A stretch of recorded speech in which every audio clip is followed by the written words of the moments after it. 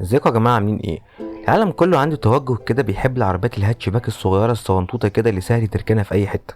ودايما بيوت كتيره بتحب تجيبها كسكن كار او عربيه تانية كده عندك في البيت، للمشاوير الخفيفه لنزول وسط البلد. سلك البنزين بتاعها قليل، محبش يتحركوا بالعربيات الضخمه. بس لو انت في مصر حابب تجيب عربيه هاتشباك او حجمها صغير شويه تبقى دي عربيتك الاساسيه وما عندكش غيرها، يا ترى هتفكر في الرينو كارديان؟ في الفيديو ده هنتكلم عن الرينو كارديان اللي نازله جديد في السوق المصري بالتفصيل، عن مواصفاتها والفئات بتاعتها واسعارها، وتناسب مين وما تناسبش مين. كل ده واكتر هنعرفه بعد الفاصل.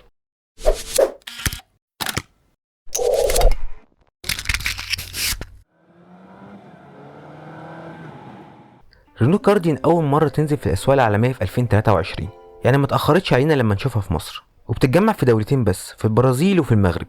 تعتبر من عربيات الساب كومباكت كروس اوفر 5 ابواب هاتشباك، وبتيجي في الاسواق العالميه بثلاث اختيار من محركات: موتور 1600 سي سي ما جاش مصر، موتور 1000 سي سي تربو ده اللي الحمد لله جالنا، وموتور 1500 ديزل. اما الفتايس بقى بتيجي بثلاث انواع من الفتايس: فتوس 5 سرعات مانوال، وفتيس 6 سرعات دول كلاتش، وفتيس سي في تي. وفتيس سي في تي ده مخصص لانتاج المغرب، يعني الكومبو اللي بيجي لنا في مصر من العربيه دي بيجي من المغرب، موتور 1000 سي سي 3 سلندر تربو على فتيس سي في تي، نفس المنظومه اللي موجوده في التالنت بس هاتشباك. والعربيه دي تعتبر رينو ستيب واي بس الجيل الجديد بتاعها، وده اسمها في امريكا اللاتينيه. ابعاد العربيه: طول العربيه 4 متر و12 سم، والعرض بتاعها 2 متر، اما الارتفاع متر 59 سم، وطول قاعده العجلات 2 متر و60 سم. خلوص الارض بتاع العربيه يعتبر عالي مش قليل 20 سم، والصندوق الامتعه بتاع العربيه يعتبر برضه معقول 410 لتر. وسعه خزان البنزين في العربيه ده كبير 50 لتر، وده يعتبر خزان كبير على العربيه 1000 سي سي تربو. موتور العربيه ايه بقى؟ موتور العربيه هنا 1000 سي سي تربو 3 سلندر 12 سباب، على كل سلندر 4 سباب يبقى 12 سباب، ومتوصل بفتيس سي في تي. المنظومه الجميله دي بتطلع 100 حصان عند 5000 ار بي ام، و142 نيوتن متر عند 3750 ار بي ام، يعني العزم بتاع العربيه بيطلع متاخر شويه، ويا دوبك المنظومه دي كلها بتطلع 100 سي سي.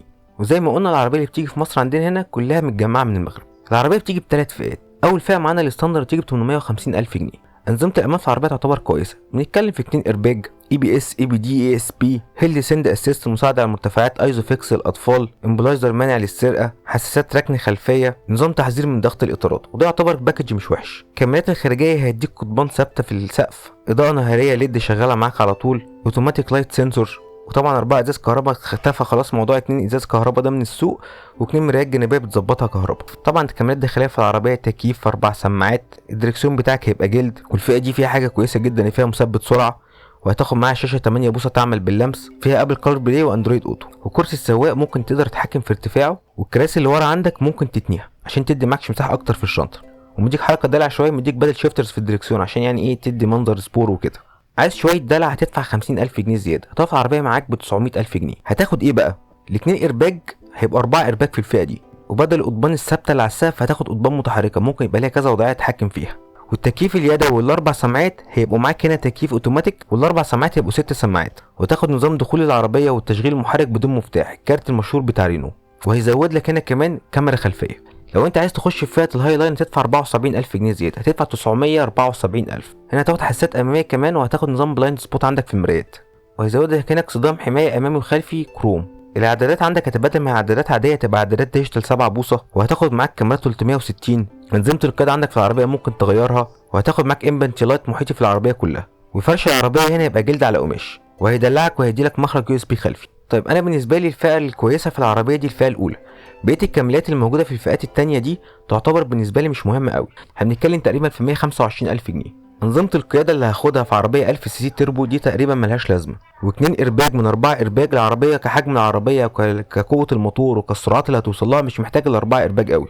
حساسات ركن اماميه حجم العربيه برده مش محتاجها، والامبيانت لايت وكل الكلام ده سهل ان احنا نركبه بره افتر ماركت، فمش مستاهله ال 125000. اما بقى على موضوع الموتور ال 1000 سي سي تربو واستهلاك البنزين، رينو مش هتاخد منها استهلاك البنزين اللي انت متخيله عشان تجيب 1000 سي سي تربو ده مبدئيا. بس كباكج عن العربيه وعيوب وايه اشهر العيوب اللي قابلت ملاك العربيه في موضوع ال 1000 سي سي تربو ده حوالين العالم كله، خصوصا في التالنت والكارديان، هم نازلين بقالهم فتره، دي هنعمل لهم فيديو تاني لوحدهم. بس العربيه دي كبديل لستيب واي، عربيه صغيره هاتشباك، واحده جايباها تودي اولادها المدرسه او حد الشغل كله جوه البلد، تعتبر عربيه كويسه مش وحشه.